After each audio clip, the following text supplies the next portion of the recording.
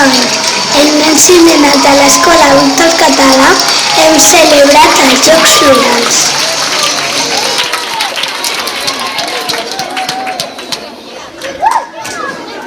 Hola, nens i nenes! Som l'Edgar, la Laia, la Yanira i l'Oriol. Aquest curs estem llegint el llibre de Charlie i la fàbrica de xocolata. I sabeu qui el va escriure? Doncs va ser en Roald Dahl, el mateix que va escriure Matilda o els Goldoia. Ara fa 100 anys a Anglaterra, per això l'hem escollit. La història d'en Charlie i la fàbrica de xocolata és una història molt llaminera que a més parla de rics i de pobres, de valors com el companyerisme, l'amistat, l'amor a la família, etc. Una història trepidant, plena d'aventures dins d'una fàbrica màgica. Us ho recomanem que se llegiu. Aprofiteu aquest Sant Jordi per comprar-vos-ho.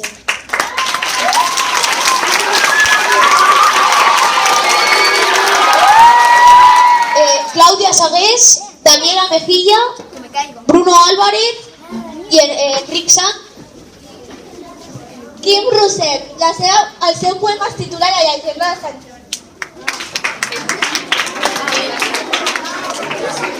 Sergio Gómez, el seu poema és La gata. Júlia Reyes, el seu poema es titula La Caterineta.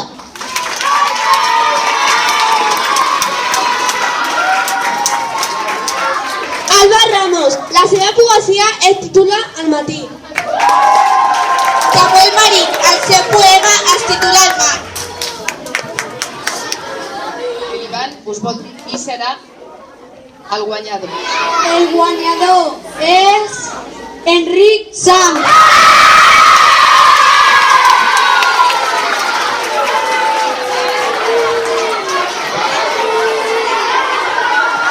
Seguidament, Enric Sant ens llegirà el seu poema.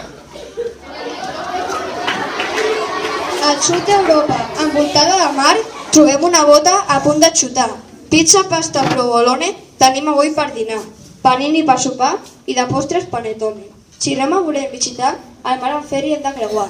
I per moure's per la ciutat, una vez hem de llogar. Espero que us hagi agradat. Aquí s'acaba el poema. I em vull acomiadar dient arrivederci o buonasera. Clàudia Morés ha escrit un conte que es titula El llibre màgic. Ibai Menscanta, el seu conte es titula Les profunditats del mar. Joaquim Figueroa ha escrit un conte que es titula Les paraules màgiques. Lucía Lordal, el seu conte es titula El misteri del Museu Egipci. Dafne Callambé ha escrit La paloma que volia ser astronauta. Els finalistes de la categoria B prosa són Clàudia Morés i Maria Sánchez.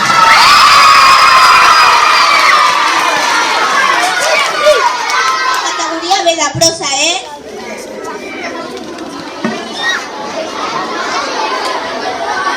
Maria Sánchez.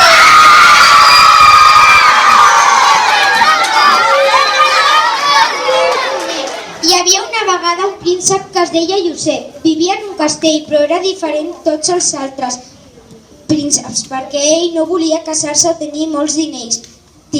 Ell volia ser cuiner. El seu pare, el rei Julian, i la seva mare, la reina Júlia, no volien que el seu fill fos cuiner.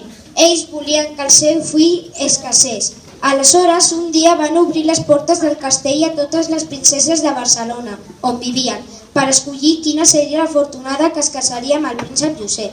La primera noia que va passar per allà es deia Maria, i el príncep va dir que per casar-se amb ell havíem de passar 3 proves. La primera, ballar amb el Josep, la segona, cosir una jaqueta i la tercera, cuinar un pastís.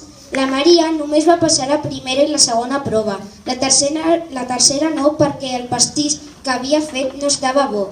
La segona noia, l'Ester, va passar les 3 proves, però el príncep no volia casar-se i la princesa tampoc. Per això van decidir fer-se companys de cuina i van obrir un restaurant. I van ser feliços i van menjar pastissos. Dinosaures. Els més grans vivien en manades o en clans. N'hi havia de llestos o rucs. N'hi havia de valents o només porucs. Feroces i dolents. Gegants que aixafaven els vents.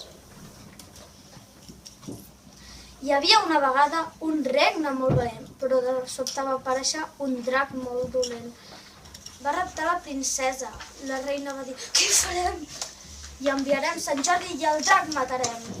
Sant Jordi va arribar i contra el drac va lluitar. Sant Jordi va guanyar i el drac va matar.